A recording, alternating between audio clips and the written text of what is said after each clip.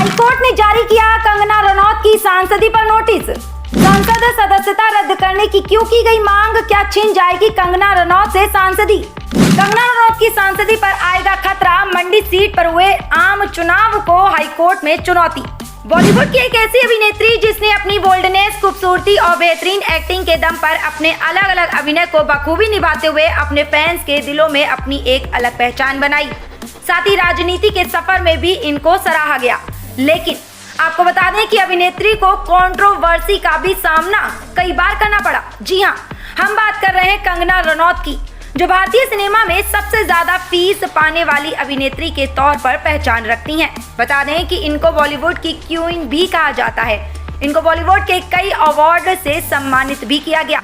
आज एक बार फिर कंगना रनौत आरोप का सामना कर रही हैं। तो क्या हुआ ऐसा जिससे कंगना रनौत फिर से कंट्रोवर्सी में घिरती नजर आ रही हैं? तो चलिए आपको बता दें कि बॉलीवुड एक्ट्रेस और हिमाचल से बीजेपी सांसद कंगना रनौत की सांसदी जा सकती है। जी हाँ, उनकी सांसदी के खिलाफ हिमाचल हाईकोर्ट में याचिका दायर की गई है।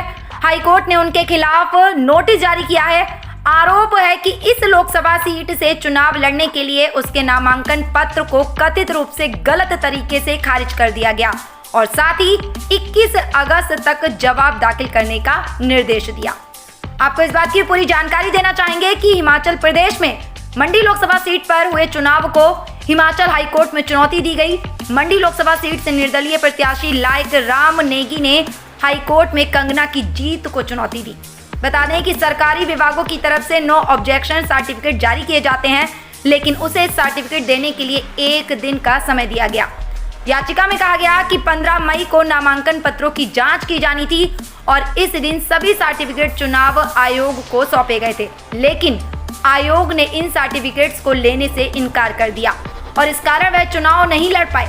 उन्होंने निर्वाचन अधिकारी के समक्ष नामांकन पत्र के साथ विभाग से बकाया नहीं प्रमाण पत्र प्रस्तुत किया। उन्हें बिजली, पानी और टेलीफोन विभागों से बकाया नहीं प्रमाण पत्र प्रस्तुत करने के लिए 1 दिन का समय दिया गया और जब उन्होंने उन्हें प्रस्तुत किया तो भी निर्वाचन अधिकारी ने उन्हें स्वीकार नहीं किया और नामांकन पत्र रद्द कर दिया। उन्होंने दलील दी है कि अगर उनके कागजात स्वीकार किए गए होते तो वे चुनाव जीत सकते थे।